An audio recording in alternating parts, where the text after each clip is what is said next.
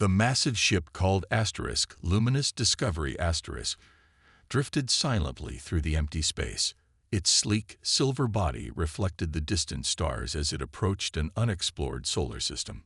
Inside the ship, Officer Zixborn sat at the main control panel, his 4 eyes fixed on the screen in front of him. "Commander, I'm picking up unusual signals from the third planet," Zixborn said, his thin fingers dancing across the controls. His skin was pale blue and smooth, with small breathing holes along his neck that pulsed with each breath. Commander Trelthi moved closer, her tall form towering over the science officer. Her species was known for their height and wisdom across the Galactic Federation. "What kind of signals?" she asked. "Artificial. Definitely not natural," Zixborn replied. "They appear to be communications, possibly from an intelligent species." The commander's eyes widened. "That's impossible. Our database classifies this system as having no advanced life forms." She tapped a command into the nearby panel. "Computer, show details on the third planet of this system." The screen changed to display information about the planet. Big red warning symbols flashed across the data. "Death World XJ2187, the computer's voice announced. "Extreme hazard rating. Atmosphere contains highly corrosive oxygen. Surface experiences wild temperature swings from freezing to burning. High gravity. Dangerous radiation levels from nearby star. Regular violent weather patterns. Not suitable for colonization. And yet we're receiving artificial signals," the commander said quietly. "Prepare a survey team. We need to investigate this anomaly." Chief Security Officer Drelmar, a stocky being with tough, leathery skin, shook his head. "With all due respect, Commander, the readings indicate this planet is deadly. Any team we send would need full protective gear." "Agreed," said Tralthi. "Prepare the strongest protective suits we have. Science Officer Zixborn will lead the survey mission." 6 hours later, 3 small ships left the Luminous Discovery and descended toward the blue and green planet. Each member of the team wore thick protective suits that made them look twice their normal size. "Entering the atmosphere now," Zixborn said as the ship began to shake. "Extreme caution. The air here would burn our lungs in seconds." Their ships passed through white clouds and emerged over a vast blue ocean. In the distance, they could see large land masses. "Scan for the source of the signals," ordered Zixborn. The scanner beeped rapidly. "Multiple sources detected," said Krellpax, the technology expert. "Billions of them, spread across all land masses." "Billions?" Zixborn could hardly believe it. "That can't be right." The ships flew toward the nearest large land mass. As they got closer, they saw gray structures rising from the ground. Roads stretched in all directions. Moving objects traveled along these roads. "Are those vehicles?" asked Eumelox, the junior science officer. "This planet has an advanced civilization." They flew lower, keeping their ships cloaked to avoid detection. Through the viewports, they saw 2-legged beings walking on the ground. They wore no protective gear, despite the deadly environment. "They're breathing the corrosive atmosphere," Zixborn said in disbelief. "And look, their bodies are mostly water. How can they survive?" The team watched as the creatures went about their daily lives, completely unaware they were being observed. The aliens saw them eating food that would poison most species, drinking liquids that would dissolve metal, and standing in direct sunlight that should have burned their skin. "This defies all scientific understanding," Zixborn said. "They're not just surviving. They're thriving in conditions that would kill any Federation species within minutes." Commander Tralthi's voice came through their communication system. "What are your findings, Science Officer?" Zixborn took a moment to find his words. "Commander, we've discovered an advanced civilization of beings who consider this death world their home. They have cities, technology, and number in the billions. And Commander, they walk freely on the surface with no protection at all." The silence that followed was heavy with implications. "Return to the ship," Tralthi finally said, "We need to report this to the Federation immediately. This changes everything we thought we knew about life in the galaxy." As the survey ships turned back toward the luminous discovery Zixforn took one last look at the planet below. What kind of creatures could evolve to call such a deadly world home? And what would happen when the galaxy learned about them? 3 days after the survey mission, the luminous discovery hovered in Earth's orbit. The Galactic Federation Council had given Commander Tralthi permission to make official first contact with the humans. "Are the communication systems ready?" Tralthi asked, adjusting her ceremonial robe. This would be her first time meeting a species from a death world. "Yes, Commander," said Communications Officer Prelzen. "We've analyzed their broadcast patterns and can now translate their main languages." The ship sent a message to Earth's major governments. Within hours, they received a reply. The humans were eager to meet their visitors from space.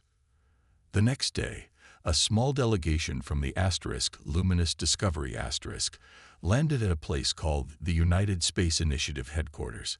Ambassador Krelton led the group. He was chosen for his experience with new species, but even he had never met beings who breathed corrosive oxygen. 5 humans waited for them. At the front stood a woman with short brown hair and a friendly smile. "Welcome to Earth," she said. "I'm Director Samantha Wright of the United Space Initiative. This is our Chief Science Advisor, Alan Rodriguez." Ambassador Krelton stepped forward, his protective suit making soft hissing sounds as he moved. "Greetings from the Galactic Federation. I am Ambassador Krelton. We are honored to meet you." The humans led them inside a large building. The aliens checked their suit readings constantly, nervous about the deadly environment. "You can remove your protective gear in this room," said Alan. "We've adjusted the air mixture to match your ship's atmosphere." The aliens looked at each other with relief. They carefully removed their helmets, but kept the rest of their suits on. "Would you like something to drink?" asked Samantha. "Coffee, perhaps, or water?" Ambassador Krelton's translator struggled with the word coffee, but water made his skin pale with fear. "You drink water?" he asked, his voice shaking. "The universal solvent." The humans looked confused.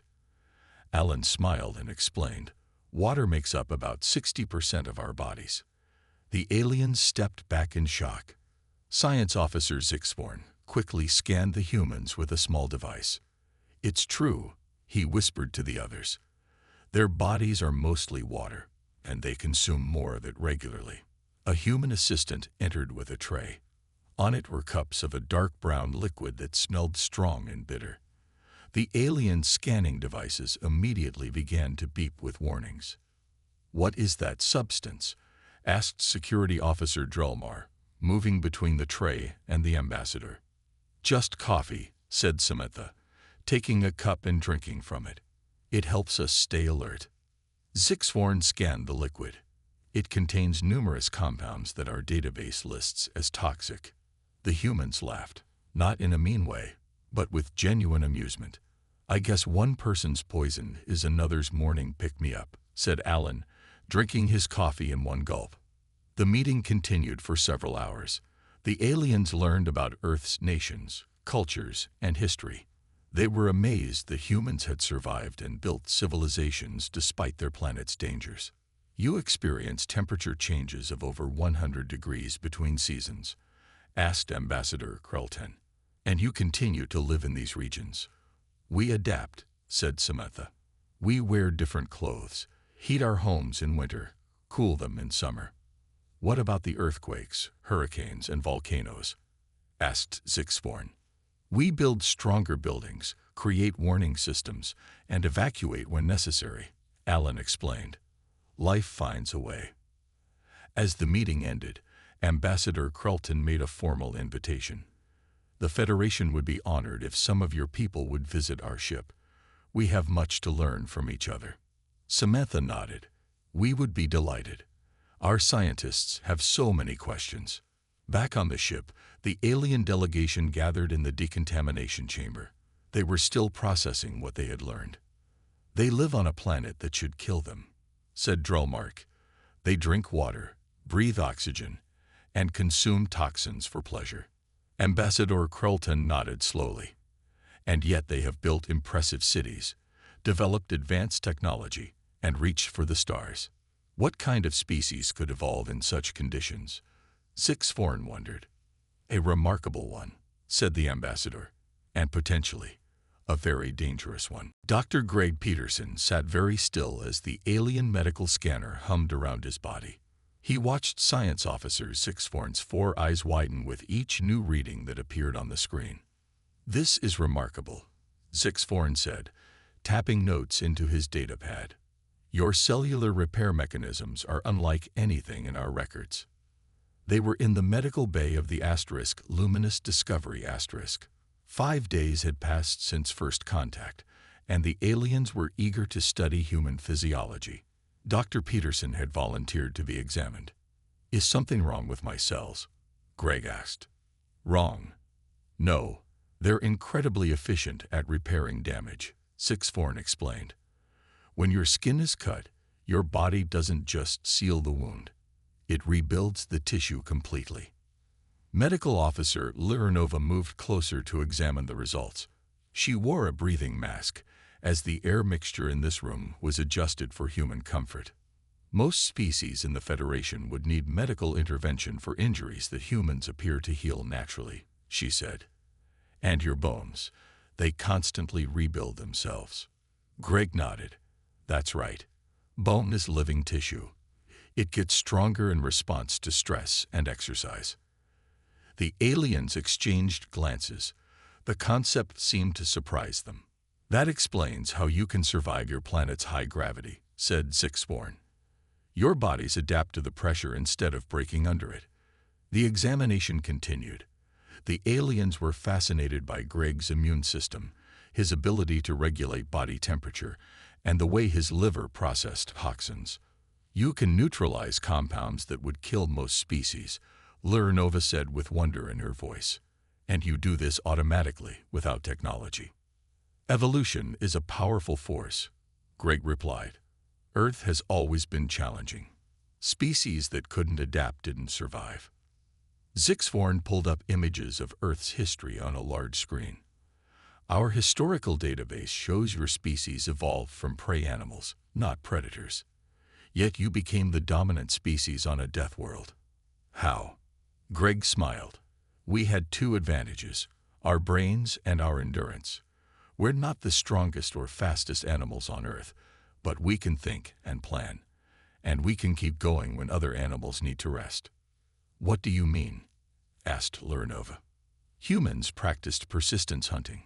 Before we had weapons, we would chase animals until they collapsed from exhaustion. We can sweat to cool down while running. Most animals can't do that. The aliens stared at him. The idea of chasing prey to exhaustion seemed both primitive and terrifying. You ran your prey to death? Sixforn asked slowly. Greg nodded. For thousands of years, it shaped our bodies and our minds. We became very good at not giving up. Later that day, Sixforn presented his findings to Commander Tralfi and Ambassador Kreltan. The other scientists gathered around a large table, eager to hear about the humans. They are extraordinary, Sixforn began. Their bodies handle conditions that would kill us in minutes. They can survive temperature ranges that would freeze or cook most Federation species. They filter toxins that would poison us. They repair damage that would be fatal to us. Are they a threat? Asked Security Officer Drellmark. They don't appear hostile, said Ambassador Kreltan. But their physical capabilities are concerning. They evolved on a planet that tries to kill them every day. It has made them incredibly resilient. And creative, added Sixforn. They solve problems in unique ways. When their environment is too cold, they don't just endure it. They build shelters and create heat. When they can't breathe underwater, they invent devices to allow it. Commander Tralfi considered this information. We need to learn more. Invite more humans aboard. Study their history, their culture, their technology. The Federation must understand these Death World inhabitants before we decide how to proceed. As the meeting ended, Zixforn returned to his laboratory. On his screen was an image of Earth, beautiful, blue, and deadly.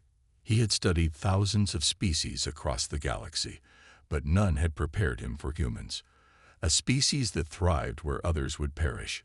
A species that saw obstacles as challenges to overcome. A species that had made a Death World their home. Nicole Carter took a deep breath as she stepped onto the alien ship. As Earth's cultural liaison, she was responsible for helping the aliens understand human society. Beside her walked Captain John Martinez, who represented Earth's military forces. "Welcome aboard the Luminous Discovery *," said Ambassador Kreltan. He had finally become comfortable enough to wear only a thin breathing mask instead of a full suit when meeting with humans. "Thank you for inviting us," Nicole said. "We're excited to learn more about your Federation." The aliens led them on a tour of the ship. John and Nicole walked comfortably through the corridors, while several alien crew members followed in protective gear. The ship's atmosphere had been adjusted in this section to allow humans to breathe, but most of the aliens still found it uncomfortable. "Your ship is amazing," John said, looking at the strange technology around them. "How many species are part of your Federation?" "Over 300, replied Krelton. "But you are the first from a Death World to reach our level of technology." They entered a large room with walls covered in screens. A group of aliens waited there, eager to meet the humans. "These are our historians and cultural experts," explained Krelton. "They have many questions about Earth's history." Chief Historian Velixor stepped forward. "We have reviewed your planet's historical records. Your species has fought many wars against itself. Why?" Nicole and John exchanged glances. This was a difficult question.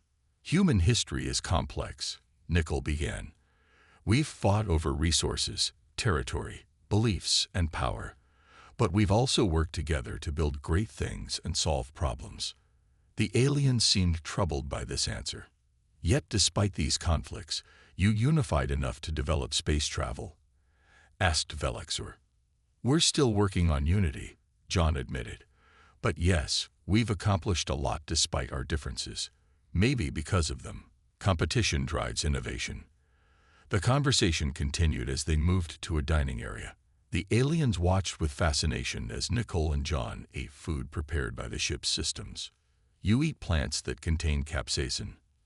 asked Science Officer Zixforn, scanning a pepper on John's plate. "This compound is designed to cause pain." John smiled and took a bite of the spicy food. "Some humans enjoy that sensation. We call it spicy." "And this beverage," Zixforn continued, scanning Nicole's drink. "It contains ethanol. That's a poison to most life forms." "We call it wine," Nicole explained. "In small amounts, many humans enjoy it with meals." The aliens were even more shocked when they learned about other human foods and drinks. Chocolate contained compounds toxic to some Earth animals. Coffee was full of chemicals that would kill most Federation species. Certain cheeses contained controlled decay. "Your entire diet would be considered hazardous materials on most Federation worlds," said Medical Officer Lurinova. Later, they visited the ship's observatory, where Earth was visible through a large window. The aliens had created a display showing the planet's extreme conditions. "Your world experiences storms that can destroy buildings," said Zixforn. "Earthquakes that reshape the land. Temperatures that range from freezing to burning. And yet you built civilizations in all these regions. Humans are adaptable." Nicole said, "We face challenges and find ways to overcome them." "It's what we do," John added. "When something seems impossible, we try anyway."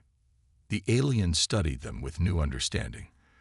These humans didn't just survive on their Death World. They embraced its challenges. Commander Trelthy joined them in the observatory. She had been observing the exchanges from a distance. "Your people are remarkable," she said to Nicole and John. "The Federation has much to learn from humans. Your ability to adapt and thrive in conditions we find deadly could open new possibilities for exploration. As they looked at Earth through the window, Nicole felt a sense of pride. To her, Earth was simply home. But to these aliens, it was the deadliest planet they had ever encountered. And humans were its most amazing feature. We would be honored to continue this cultural exchange, Nicole said. There is much we can learn from each other. Little did she know how soon that exchange would be tested by crisis. The alarm sounded throughout the luminous discovery with a high-pitched wail. Commander Tralthi rushed to the bridge, her long legs carrying her swiftly through the corridors. "Report," she demanded as she entered. Science Officer Zixborn looked up from his console, his 4 eyes wide with fear. Massive solar flare detected from Earth's sun. Radiation levels are rising rapidly. On the main screen, they could see the angry red burst erupting from the star. The energy wave was heading directly toward Earth and their ship. "How bad?" asked the commander. "Fatal to our species," Zixborn said quietly. "Our shields can only protect us for approximately 2 hours." Commander Tralthi opened a communication channel. "This is Commander Tralthi to all Federation research teams on Earth's surface. Return to the ship immediately. Emergency evacuation." As the alien teams rushed back to their ships, the humans on Earth were responding to the same crisis. Captain Lisa Hernandez of Earth's Defense Fleet contacted the alien vessel. Luminous Discovery *. "This is Captain Hernandez. We're activating our planetary shield system. You're welcome to move your ship into our protected zone." Commander Tralthi was surprised. "You have technology that can shield against this level of radiation. It's not perfect, but it should reduce the exposure to manageable levels," Lisa explained. "We deal with solar flares regularly." The alien ship moved into position behind Earth's moon, where the defense fleet had created a protected area. The human ships moved with practiced efficiency, following emergency protocols they had drilled many times. Ambassador Krelton joined Commander Tralthi on the bridge. "The humans seem calm," he observed. "They're used to their sun trying to kill them," Tralthi replied. "For us, this is a crisis. For them, it's Tuesday." As the solar flare hit, the ship's shields began to glow with the strain. Warning lights flashed across the control panels. "Shield integrity at 60% and falling," reported Security Officer Drellmarch. "We have a research team still on the surface. Their ship had engine problems and couldn't take off." Commander Tralthi's face showed her pain at this news. "Where are they located?" "Northern region of the continent that they call North America," Drellmar answered. "In an area with high radiation exposure from the flare." Before they could respond, another communication came through from Earth. Luminous Discovery *. "We've detected your stranded team," said Captain Hernandez. "We're sending a rescue squad now." "No," exclaimed Ambassador Kreltan. "The radiation levels are too dangerous for any living being." But the humans had already launched their rescue mission. The aliens watched in horror as a small Earth ship descended toward the location of the stranded research team. On the surface, 4 humans in what appeared to be very basic protective gear exited their vessel. The aliens monitored their life signs, expecting to see rapid deterioration from the radiation. "This is impossible," whispered Medical Officer Liranova. "They should be collapsing, but their vital signs are stable." The humans located the 7 aliens in their disabled ship and helped them into the Earth vessel. Within 30 minutes, they were airborne again, heading back to the Luminous Discovery *. When the rescue ship docked, the aliens rushed to meet it. The rescued research team was immediately taken to medical for treatment. To everyone's surprise, the human rescuers appeared completely fine. "How did you survive the radiation?" Commander Tralthi asked the rescue team leader, a woman named Susan Miller. Susan shrugged.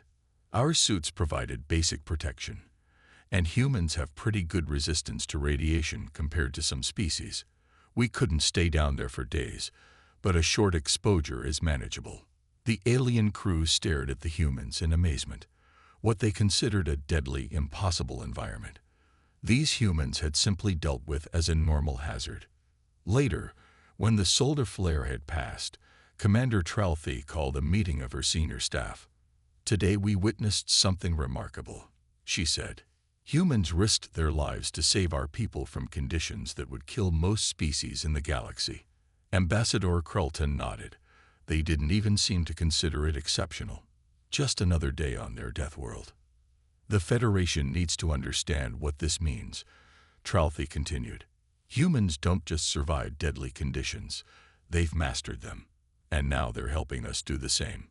On the medical deck, the rescued research team was recovering well, thanks to both alien medicine and human assistance. The galaxy was changing, and Earth was the catalyst. News traveled fast across the Galactic Federation. Within weeks, every member species had heard about the humans who lived on a death world and had saved alien researchers from deadly radiation. The Federation Council called an emergency meeting to discuss what this meant for the galaxy. Admiral Eric Williams of Earth's Space Command arrived on the Federation's central station as an invited guest. He felt the stares of hundreds of alien beings as he walked through the massive meeting hall. Most had never seen a human before. "The human doesn't even need a protective suit," one alien whispered to another. "Is it really breathing oxygen?" Ambassador Krelton greeted Eric with a small bow. "Admiral Williams, thank you for coming. The Council has many questions about Earth and its people." Eric nodded. "I'm happy to answer them. Earth is eager to establish good relations with the Federation." The Council chamber was a huge room with seats for representatives of all 300 Federation species. At the center was a raised platform where Eric would speak. As he took his place, the room fell silent. "Beings of the Federation," began the Council leader, an old alien with pale green skin. "We face an unprecedented situation. Humans have achieved space travel despite evolving on what our scientists classify as the most hostile inhabited planet ever discovered." Murmurs spread through the crowd. Many delegates looked at Eric with a mixture of fear and awe. "Admiral Williams," continued the Council leader, "our scientists report that humans can survive conditions that would kill most of our species. Is this correct?" Eric considered his words carefully. "What's dangerous depends on what you're adapted to. Humans find many environments challenging, but we've learned to adapt and overcome." "Could you explain how humans endure radiation that burns our skin?" asked a delegate from a species with transparent blue flesh. "Our cells can repair some radiation damage," Eric explained. "Not all of it. Too much will kill us too. But we've evolved on a planet with regular solar radiation and natural radioactive elements. Our bodies developed ways to handle it." Another delegate stood. "Is it true humans can survive losing large amounts of blood, and that your limbs can heal even after severe injuries?" "Yes," Eric said. "Our bodies are good at replacing lost blood. And while we can't regrow limbs naturally, our wounds heal well with medical help. Some people even live normal lives after losing arms or legs, using artificial replacements." The questions continued for hours. The Federation delegates were amazed by ordinary human abilities, how they could eat foods containing compounds toxic to other species, how they could survive in both freezing and burning temperatures, how they could hold their breath underwater or at high altitudes. One delegate asked the question many were thinking: "Are humans a threat to the Federation?" The room grew quiet. All eyes turned to Eric. "Humans don't want war," he said firmly. "We've had enough of that on our own planet. What we want is to explore, to learn, to build relationships. Yes, we've developed abilities that seem strange to you because we evolved in challenging conditions, but those same abilities can help the Federation." "How so?" asked the Council leader. "Humans can survive on planets you find too hostile for exploration. We can help build colonies in places your species can't easily live. We can rescue your people in emergencies, as we've already demonstrated. Our different perspective can lead to new technologies and solutions." The Council discussed this among themselves. Eventually, the Council leader turned back to Eric. Admiral Williams, the Federation has never encountered a species like humans before. Some of our members are concerned about your natural abilities. Others see great potential in an alliance. We need time to consider all implications. Eric nodded. I understand. Earth is patient. We've spent thousands of years learning to live with challenges. We can wait while you make your decision.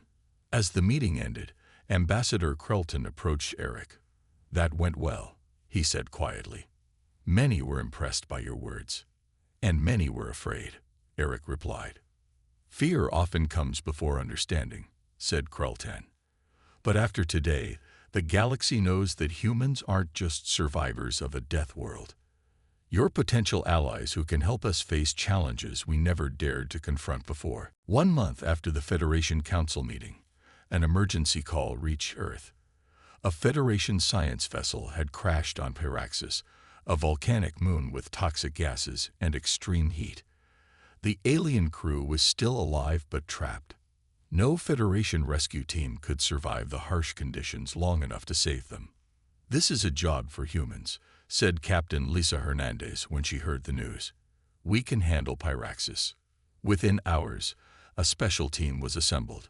Engineer Maria Sanchez and Security Officer Kevin Patol would lead the rescue mission. They had both worked with the aliens before and understood their biology and needs. The human rescue ship docked with the Luminous Discovery *, which had arrived at Pyraxis first but could not attempt a rescue. The conditions on the surface are extreme, Commander Tralthy told Maria and Kevin. Temperature exceeds 180 degrees Fahrenheit. The air contains sulfur compounds that will burn lungs. Gravity is 1.4 times Earth normal. Kevin nodded. We've trained for environments like this. Our suits can handle it. For how long? Asked Science Officer Zixvorn. Long enough, Maria replied with confidence. The aliens watched as the humans prepared for the mission. Their protective suits were impressive, but seemed too light for such deadly conditions. The Federation would have used much heavier equipment. Are you sure those will protect you? Asked Ambassador Krelton, genuine concern in his voice. These suits were designed for volcanic research on Earth, Maria explained. They'll keep us safe, and a lighter weight means we can move faster. The human rescue ship descended through Pyraxis' thick yellow atmosphere. Below, they could see rivers of molten rock flowing around black mountains. The crashed Federation vessel lay in a valley, partially buried in ash. I'm detecting 8 life signs, said Kevin, checking his scanner. All still alive, but weakening. They landed near the crash site. As they stepped out onto the surface, the ground shook with a small quake. The humans barely seemed to notice. Just like Hawaii during an active phase, Maria commented, adjusting her equipment. Let's move quickly. The aliens watched through video feeds as the humans trudged across the hellish landscape. Their movements were steady despite the high gravity. When a burst of toxic gas erupted from a crack in the ground, they simply walked around it. Remarkable, whispered Commander Tralthy. Any of our rescue teams would have turned back by now.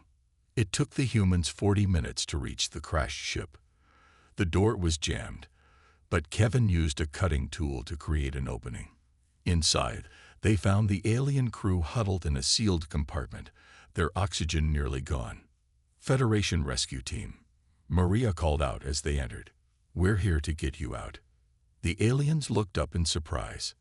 Through their transparent helmets, the crew could see human faces.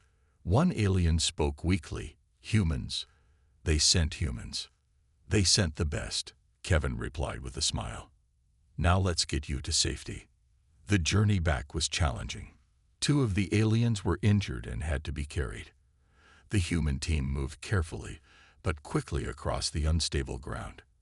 When a sudden lava flow blocked their path, Maria found an alternate route without hesitation. Back on the Luminous Discovery *, the Federation medical team rushed to treat the rescued crew. Commander Tralthy approached Maria and Kevin as they removed their suits. You made that look easy, she said. Our best teams considered that rescue impossible. Maria wiped sweat from her forehead. It wasn't easy, but it was doable. That's what humans do, added Kevin. We find ways to make the impossible possible. News of the rescue spread quickly through the Federation. Across the galaxy, alien species began to reconsider their definition of habitable and survivable. If humans could walk on a volcanic moon and consider it merely challenging rather than impossible, what other frontiers could they help the Federation explore? Later, as the human team prepared to return to Earth, Ambassador Krelton presented them with a Federation Honor Medal, the first ever given to non-member species. You've changed how the galaxy sees humans, he told them. Not as strange creatures from a death world, but as valuable allies who can go where others cannot. Maria accepted the medal with a smile. This is just the beginning of what humans and the Federation can accomplish together. 6 months after first contact, the Grand Hall of the United Space Initiative headquarters was filled with beings from across the galaxy. Humans mingled with aliens of all shapes and sizes. Some aliens wore protective suits, while others had adapted to brief exposure to Earth's environment. At the center of the room stood a large table where Director Samantha Wright and Ambassador Krelton prepared to sign the official treaty between Earth and the Galactic Federation. Today marks a historic moment, Samantha said to the gathered crowd. Humans are no longer alone in the universe. We join a community of species who will learn from each other and grow together. Ambassador Krelton nodded in agreement. When we first discovered Earth, we called it a death world.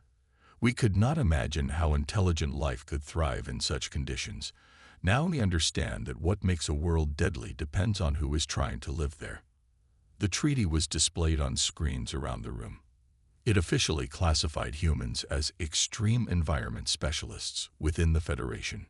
Earth would provide trained human teams to help explore and develop worlds previously considered too dangerous for Federation species. In return, the Federation would share technology and knowledge with Earth. After the signing, Science Officer Sixborn found himself in conversation with Dr. Greg Peterson and Engineer Maria Sanchez. They were discussing the modifications humans had made to Federation environmental suits. Your designs are much more efficient, Sixborn admitted. Our suits were built to create a completely separate environment. Yours work with the existing conditions when possible, and only protect against specific threats. That's the human approach, Greg explained. We don't fight against nature if we don't have to. We adapt to it. Across the room, Admiral Eric Williams was showing a group of Federation military officers videos from Earth's various space programs. You launched these early vessels knowing they might fail, asked a shocked alien commander. With humans inside them. Eric smiled. We call them test pilots. They understand the risks but volunteer anyway. Exploring the unknown is part of who we are. In another corner, Commander Tralthy spoke with Captain Lisa Hernandez about joint training programs. In just 3 months, 4 Federation species have completed basic training in Earth's gravity, Lisa said. Their endurance has improved dramatically. And 17 of your humans have learned to pilot our fastest ships, replied Tralthy. Your reaction time is exceptional. The partnership was already bearing fruit. Federation scientists were studying how human cells repaired radiation damage. Human doctors were learning about alien medicines that could heal injuries in new ways. Together, they were developing technologies that neither could have created alone. Outside the building, a new facility was under construction. It would become the Federation's Extreme Environment Training Center, where species from across the galaxy would learn how to survive in challenging conditions, with humans as their teachers. As the celebration continued, Ambassador Krelton took a moment to look out the window at Earth's blue sky. 6 months ago, he had been terrified to set foot on this deadly planet. Now he could stand here with only a small breathing mask. Science Officer Sixborn joined him at the window. I've been writing the final entry in my research journal about Earth, he said. Would you like to hear it? The ambassador nodded. Sixborn pulled out his datapad and read. Perhaps what makes a world deadly is merely a matter of perspective. The universe's most inhospitable planets have created its most formidable species, and potentially our most valuable allies. Humans do not merely survive their death world. They have mastered it, and now they will help us master worlds we never dared to touch before. The galaxy will never be the same. Ambassador Krelton looked back at the room full of humans and aliens working together. No, he agreed. It certainly won't. As night fell over Earth, ships from a dozen alien worlds twinkled in the sky above. On the deathly corrosive, radiation-soaked, gravity-crushing, temperature-swinging planet called Earth, humans looked up at their new friends from the stars and felt right at home.